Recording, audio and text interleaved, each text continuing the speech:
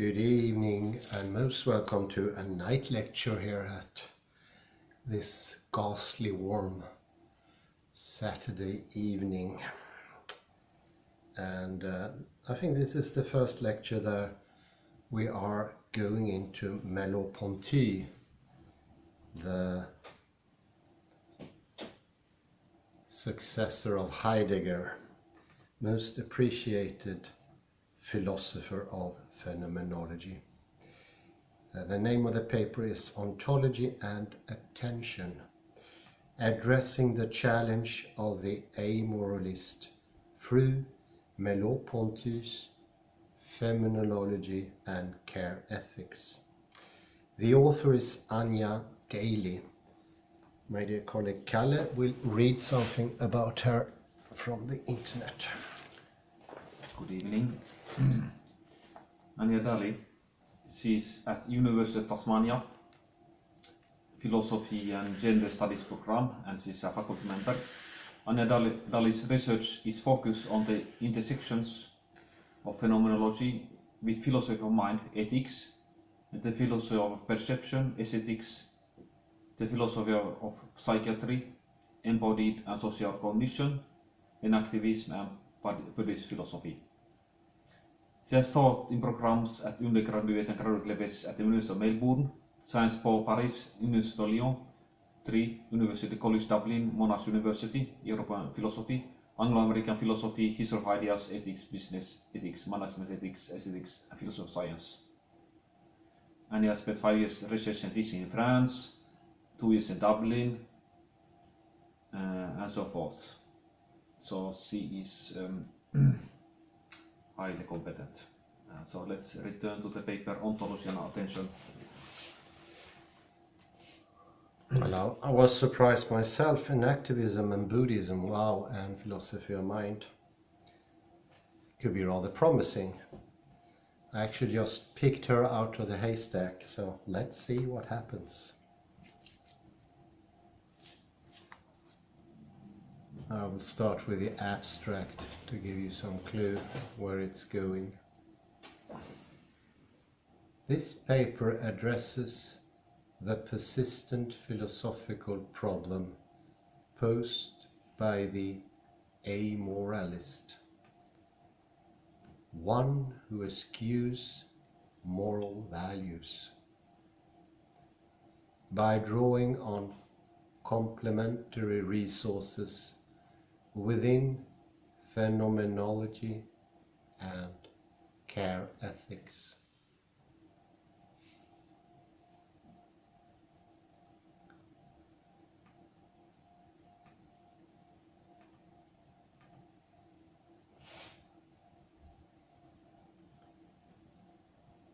How is it that the amoralist can reject ethical injunctions that serve the general good and be unpersuaded by ethical intuitions that for the most would require neither explanation nor justification?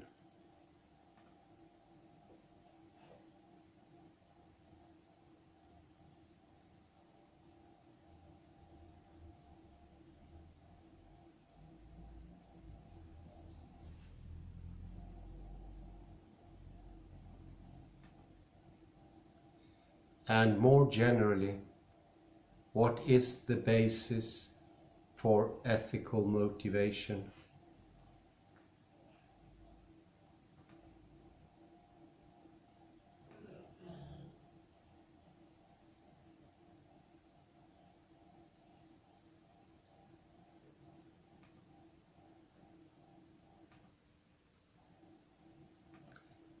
Why is it that we can care for others?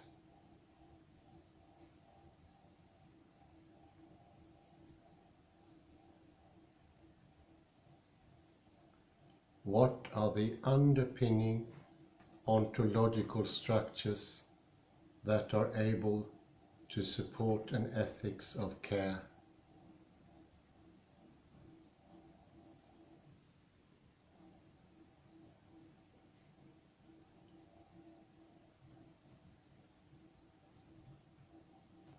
To respond to these questions, I draw on the work of Merleau-Ponty, focusing specifically on his analysis of perceptual attention.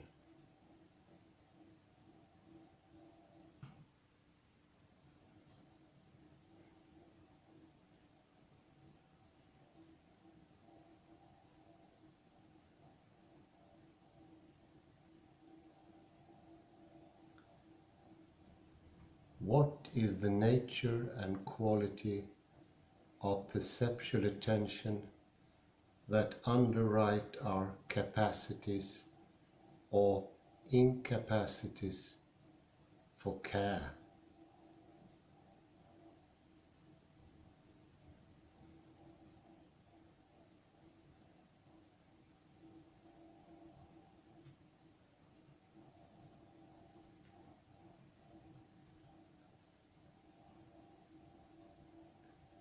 I proceed in dialogue with a range of philosophers attuned to the compelling nature of care, some who have also drawn on Merleau-Ponty and others who have examined the roots of an ethics of care inspired or incited by other thinkers.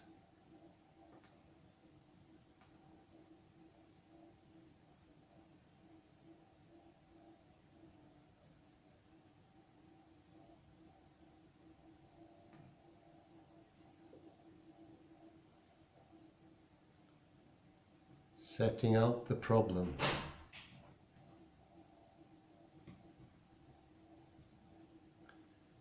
Bernard Williams, in his Ethics and the Limits of Philosophy, sets out the philosophical parameters of the challenge of the amoralist.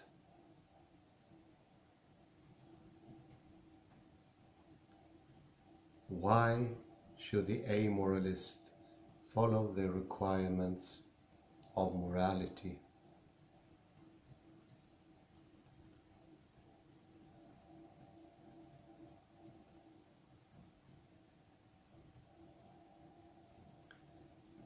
Williams begins with a discussion of the exchange in Plato's Gorgias between Socrates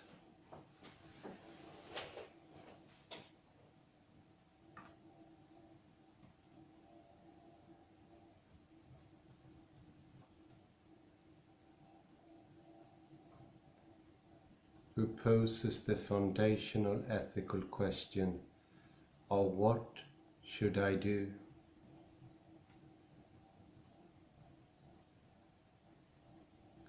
And Callicles, the amoralist,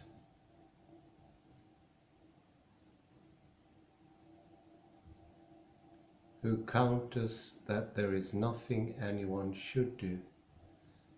Morality is a mere convention and cannot be justified. Williams writes,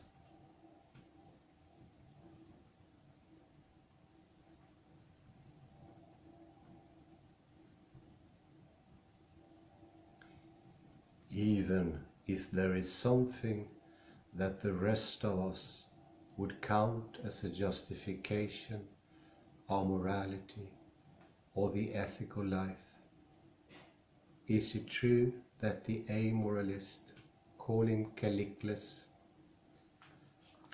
let's see, I'll take a poster.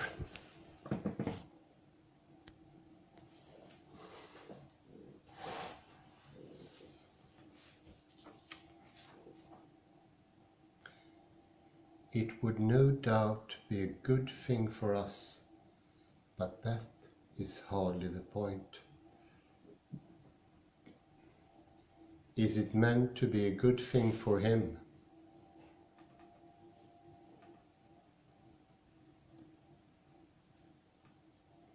Is he being imprudent, for instance, acting against his own best interests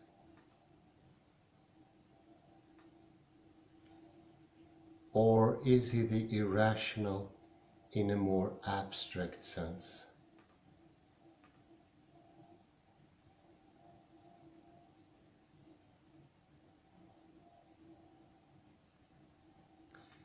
Contradicting himself or going against the rules of logic. And if he is, why must he worry about that?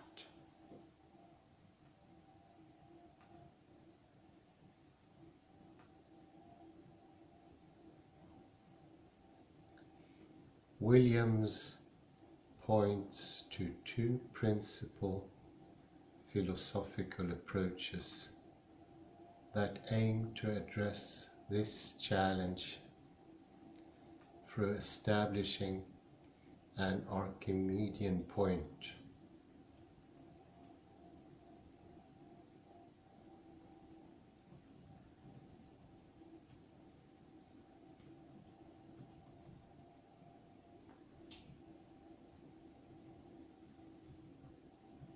The first Archimedean point is to be found in Aristotle's elucidation of eudaimonia.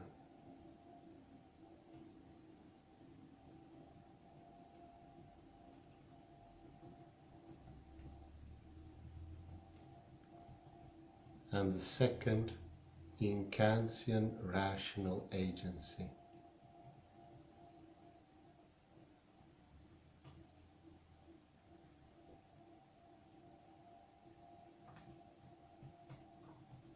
Williams finds both of these approaches inadequate to the task of awakening the Amoralist to the value of an ethical life.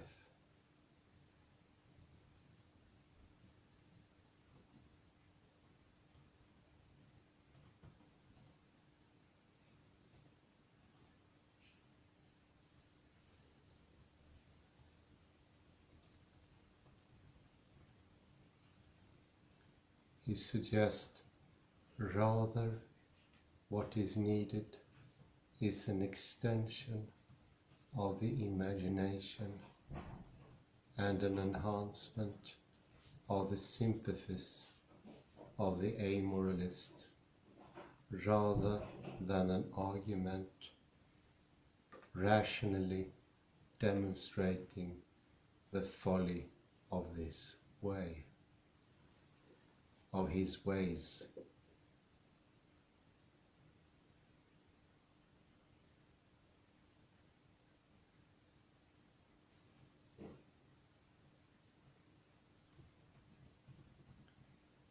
In concordance with the direction of Williams' thinking,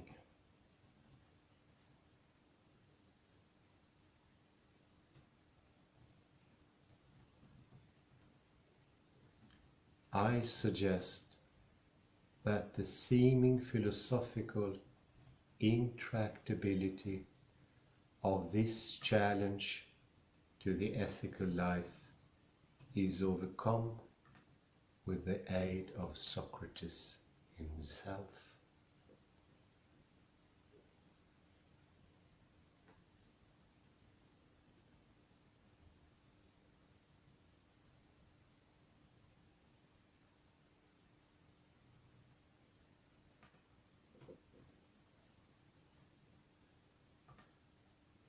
However, as Socrates in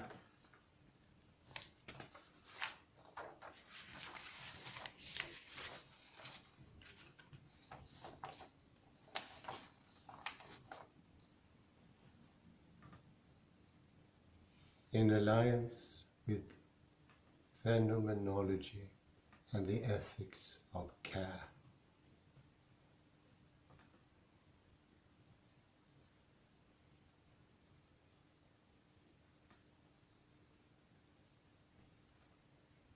Socrates famously declared, "No one knowingly does wrong."